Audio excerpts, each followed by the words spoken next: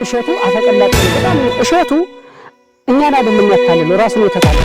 አሁን ግን የተለቀቀው ሁላችንም አስቆርፎናል። ለምን የቦታውን ህግና ስርዓት ጣሰው።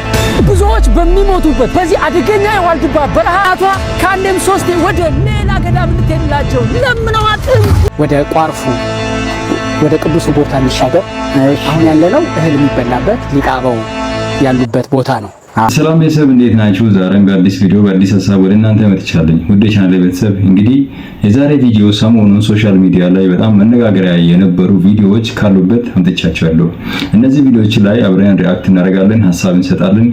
አስተማሪ የሆኑ ሀሳቦች ካገኘን ደግሞ አብረን እንግዲህ የምንማርበት ይሆናል። ቪዲዮ ከመጀመራችን በፊት ቻናሌን ሰብስክራይብ፣ ላይክ በማድረግ ጀምሩ። ቀጥታ ወደ ቪዲዮ እንሂድ። ኮሜዲያን እሸቱ ሄዶ የሰራው ቪዲዮ በጣም የኦርቶዶክስ ሃይማኖት ተከታዮችን አስቆጥቷቸዋል። እነዛ ቪዲዮዎች ላይ ደግሞ የተለያዩ ኢንፎርሜሽኖች እየወጡ ነው። አንድ ሚዲያም ደግሞ ሄዶ ቪዲዮ ሰርቷል። እስኪ እነዚህ ቪዲዮዎች አብረን እንመልከት።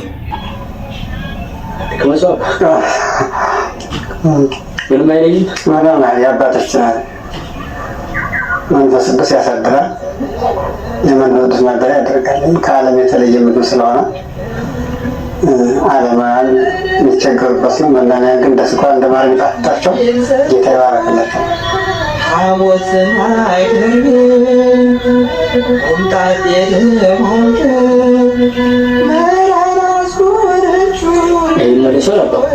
እንግዲህ ካልተሳለ መልሶ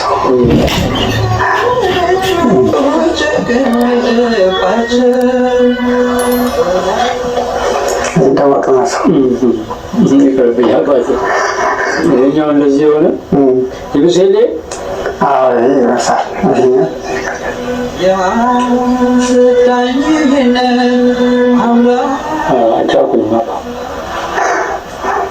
ለሞከረው ትንሽ በመልዋጥ ውሃ አለ እናምጣለን። መዋጫ ውሃ ከሌላ ይወጥ የለም። ቶሎም ከነሱ መድኃኒት የስጋ መድኃኒት መራራ ይዋጣል። ይህ እኮ የነሱም የስጋ መድኃኒት ነው። አባቶቻችን በረካት ነው። ተመልክታችኋል። ይሄ ቪዲዮ ኮሜዲያን እሸቱ እነዚህ የሃይማኖት አባቶች እዛ በገዳም ሲኖሩ እንዲህ አይነት ምግብ እንዲህ አይነት እህል እየበሉ ለእምነታቸው ሲባል የሚኖሩት ኑሮ ነው እንግዲህ ለማሳየት የፈለገው እንደሚመስለኝ ከሆነ እንግዲህ ይሄ እሱ የሰራው ቪዲዮ በጣም ብዙዎቹን አስቆጣቸዋል። እንዲህ አይነት ተግባር ለምን ፈጸመ? ለምን እዛ ሄደ? እንዲህ አይነት ዶክመንተሪ ለምን ሰራ? አይ ቲንክ ፖዚቲቭ የሆነ እንግዲህ ኢንቴንሽን ኖሮት ነው እሱ የሰራው። እንግዲህ የሃይማኖት አባቶቹን ሪአክሽን እስኪ እንመልከታቸው። አሁን ግን የተለቀቀው ሁላችንም አስቆርፎናል። ለምን የቦታውን ህግና ስርዓት ጣሰው። ብዙዎች በሚሞቱበት በዚህ አደገኛ የዋልድባ በረሃቷ ካንደም ሶስቴ ወደ ሌላ ገዳም ልትሄድላቸው ለምነዋት ይብራለች። እናቶች ከቋርፉ ጋር ምንም ግንኙነት የላቸውም። ዋልድባ ገዳሙ ካመነኮሰና መምኔት ከሾመ በኋላ ገዳሙን ማስተዋወቅ ገዳሙን ማልማት እንዴት ክልክል ይሆናል ብዬ እኮ ነው አባቴ።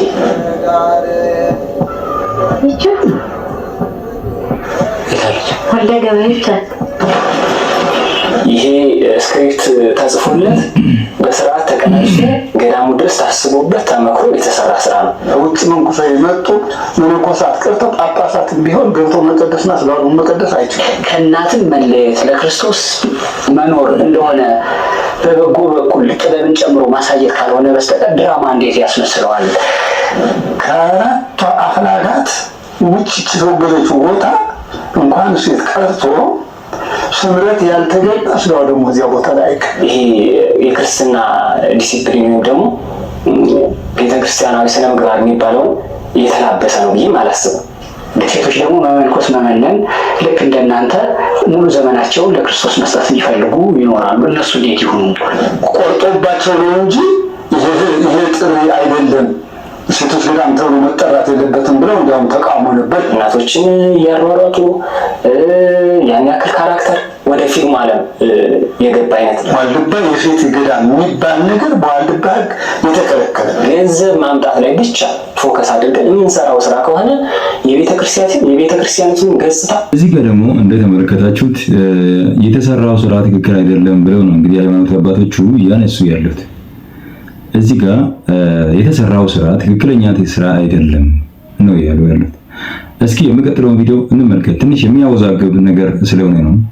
አጥፍቶም ለመገሰጽ ሳይሆን ለየትም አናገኝም ነበር፣ አናውቅህም ነበር ያለ ክርስቲያናዊ ስነ ምግባር ይገለጽ። ይህ ስህተት ተፈጥሯል።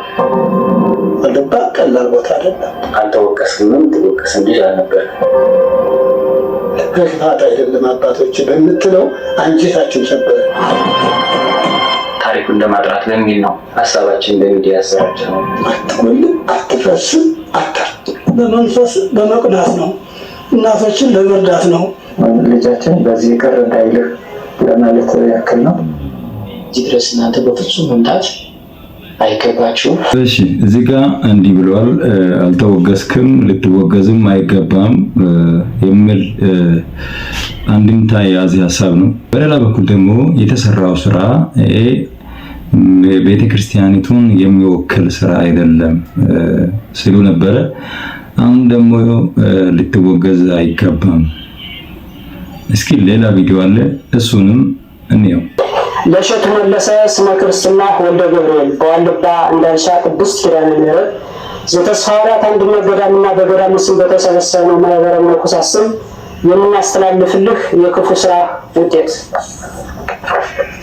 ምን አገኘህ ልጃችን? እግዚአብሔር አምላክ ፈቅዶ እመቤታችን ወዳ ወደዚህ የተባረከና የተቀደሰ ቦታ መጥተህ ነበር። በረከት ልትቀበል ቦታውን ልትጎበኝ ከአበው አባቶች ልትባረክ የእነ አቡነ ሳሙኤል እና አቡነ ተስፋ ሐዋርያት የእነ አቡነ ሚናስ እና አቡነ ምስራቃዊ በረከታቸው ሊያደርብህ አበው በሚስጥር ጠርተው ነበር። አንተ ግን ዋልድባን አቃለልከው። የአንድ ባለሀብት መኖሪያ ቤት ያክልን እንኳ ክብር አልሰጠኸውም። እንግዲህ እዚህ ጋር ደግሞ እንዲህ የሚል ሀሳብ የውግዘትን በሚመስል መልኩ እዚህ ላይ እንዲህ አይነት መግለጫ ወጥቷል። እንግዲህ የእሸቱን ይህን ያህል ትኩረት የሳበ እንዲህ አይነት ጥፋት ካጠፋ፣ በሁለተኛ ደረጃ ደግሞ አንዱ ደግሞ እሸቱን በእንዲህ አይነት ሁኔታ ከተወገዘ ሁለተኛ ሄዶ የሰራው እግረኛ ሚዲያስ፣ እስኪ እሱንም እንመልከት።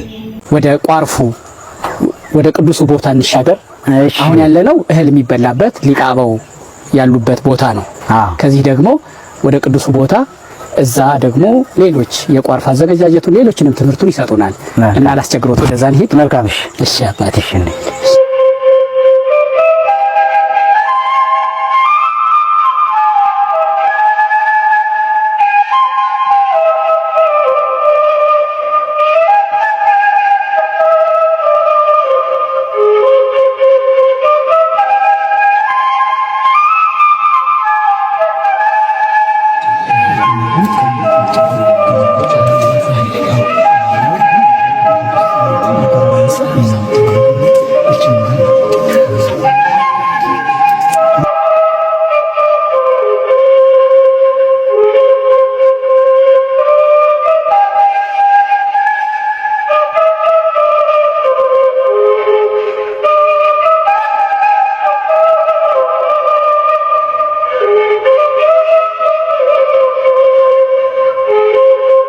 ዛሬ ለተሰንበትም ስለሆነ አክብሩ ተብለን አከበርን። እንዲያ የመረረው ነገር ታሪኩን፣ እንዲያ የመረረው ነገር ደግሞ አሰራሩን በዛው እንዲነግሩን ብለን ነው አባቴ። መልካም እግዚአብሔር እንግዲህ እንደሰጠን ጸጋ አባቶቻችን እንዳስተማሩ እንደነገሩን እንዳስረከቡን እኛም ደግሞ ባለ አቅማችን እንግዲህ እንገልጽላቸዋለን። ትውልድ ያለፈው ትውልድ ይተርፍ ይላል። አንድ ትውልድ ያልፋል፣ ሁለተኛ እየመጣ ያው እንግዲህ አባቶች የነበሩ አባቶች ተቀበሉ ለኛ አስረክቡ ነው። ቋርፍ ማለት በዓለም ገዳማት በዋልድባ ብቻ ነው፣ በሌላ ቦታ የለም። እርግጥ ቋርፍ የሚለው እጽዋቱ በሌላ ቦታ ሊኖር ይችላል። ቋርፍ ያው የምግቡ ስም ነው። ጠቅላላ ለምግብ ሲዘጋጅ የተለያዩ እጽዋቶቹ የተለያዩ ስም አላቸው። አንደኛው ገመሎ፣ ሁለተኛው ሳበሌ፣ ሶስተኛው ሳዳ ይባላል። እነዚህ የተፈጥሮ ሀረጎች ናቸው። ሀረጎቹ አንድ አይነት ወጥ ያላቸው አንድ አይነት መልክ ያላቸው ናቸው። ባህሪያቸውም ሁለመናቸው፣ አበቃቀላቸው፣ አወጣጣቸው አንድ አይነት ነው። ነገር ግን ከሶስቱ ሁለቱ ድርቅ የተለያየ ነገር አውሬ ያጠፋቸዋል። አንደኛው ሳዳ የሚባለው ግን ኃይለኛ ነው። ወደ መሬት ጥልቅ የመሄድ ጠልቆ የመሄድ ባህሪ ያለው ራሱ ጠል ያለው መከራ የሚችል ነው። ተቆፍሮ የሚገኘው በርቀት ነው።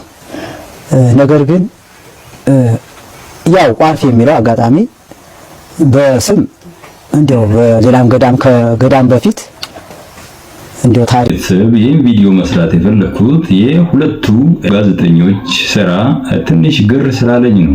ምክንያቱም ሶሻል ሚዲያ ላይ እስከመጣ ድረስ ማንም የተሰማውን የመሰለውን የመስራት ሙሉ መብት ስላለው የሁለቱ ጋዜጠኞች ማለትም የኮሜዲያን እሸቱ መለሰና የእግረኛው ሚዲያ ሐሳብ የሚደጋገፍም ይመስላል። ግን እግረኛው ሚዲያ ደግሞ ያለውን ክፍተት ያለውን የሁለቱ ሐሳብ የሃይማኖት አባቶችም ሐሳብና የኮሜዲያን እሸቱን ሐሳብ ለማቀራረብ የተሰራ ስራ ነው የሚመስለው። ነገር ግን ሃይማኖት አባቶቹ ሁለቱም ቦታ ላይ ያነሱት ያለው ሐሳብ ትንሽ ትክክለኛውን ሐሳብ ቢያነሱ ጥሩ ነው የሚል ነገር ለማንሳት ያህል ነው። እንግዲህ እንደ አይነት ምግብ እንደ አይነት ስርዓት እዛ ውስጥ መኖሩ ራሱ ለኔ አዲስ ነው ስለማላውቀው፣ እንደኔ ለማያውቁት ደግሞ በእንዲህ አይነት ሁኔታ መሰራቱ ጥሩ ነው የሚል ሐሳብ አለኝ። እስኪ እናንተም የተሰማችሁን ሐሳብ ኮሜንት ላይ አስቀምጡልኝ። በሌላ ቪዲዮ በሌላ ሐሳብ ሌላ ጊዜ ተመልሼ እስኪመጣ ድረስ ቻናሌን ሰብስክራይብ፣ ላይክ በማድረግ ቤተሰብ ሁኑ። በያላችሁበት ሰላም